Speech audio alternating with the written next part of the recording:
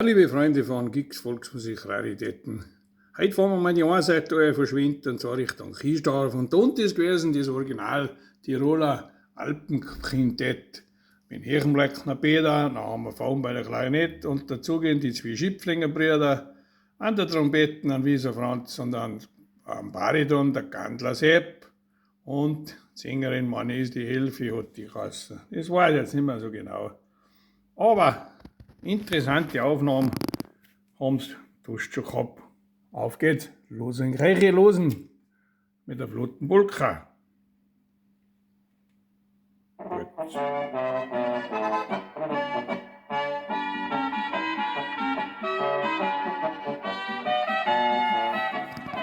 Ganz herzlich grüßen möchte ich auch da meinen Freund, den Martin, Hirchenbleckner Mast. Martin, servus.